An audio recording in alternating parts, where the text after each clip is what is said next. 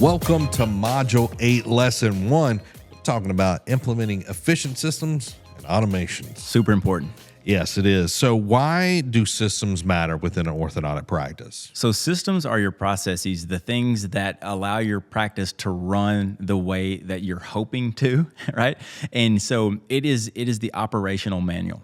So talking about automations, how do automations help save time and avoid mistakes? Yeah, so any of the tasks that are something that you need to repeat, if you can automate those, it makes it so much more practical and efficient for your practice. It eliminates those mistakes of just the human error. So let's talk about, you were kind of going a little bit, you got your practice going. What's the first step in improving systems within the practice? Well, I think you have to reflect on the entire process, right? So you want to start with getting an idea of what it looks like from you to start a patient from walking in the door all the way up until the time that they're ending treatment, right? You've got to start writing those things down. You have to document them. You have to look at them from a very subjective position and an objective position. You want to have your team to do some input in those as well, so you can improve them. But you have to strip them down to exactly what they are, where you know where you're going to go.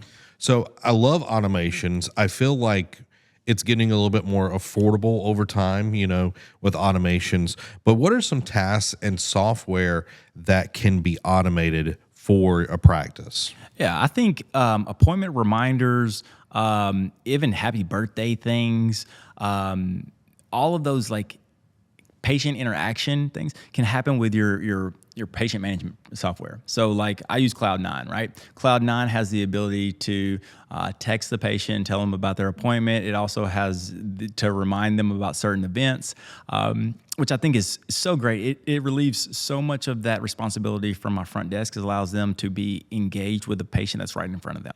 I love that, because if they're worried about, oh, I missed John's birthday, and they're trying to do it from, just texting everybody, like that's not logical, when you get down to it. So let's talk about some clinical systems. Why is it helpful to create checklists for clinical tasks? Yeah, so you want to have a certain standard that you can repeat over and over and over again, right?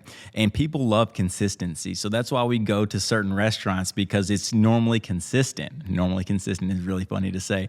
But the idea is that these checklists will keep us in a very efficient and effective manner that will show the consistency that we want. So I know a lot of places, like they'll have manuals, and it's like these big bulky things. How can using a digital manual actually help the staff? So it's easy to change, right? You can make changes. You can improve it along the way. It's also something that you can send with them, meaning like you can say, hey, I want you to look at this part of the manual because we're not doing this to our standards, right? Instead of handing them this big book or having them open up this big book that the pages are ripped out of the binder, all of those type of things. It's just more modern. It actually helps them a lot easier to find what they're doing. So let's jump into some mistakes to avoid. Why shouldn't you start with too many automations at once within the practice? Yeah, you've got to build that rapport. You've got to let the patient know that you're a human and that you have their best interest in mind. Sometimes the automations when you first start can get a little clunky. And they're expensive sometimes, right? When you first start off, you don't have a lot of capital, but what you do have is a lot of time. So with that time, you can use it to communicate with patients. You can build that rapport. You can also write handwritten letters and all of those things.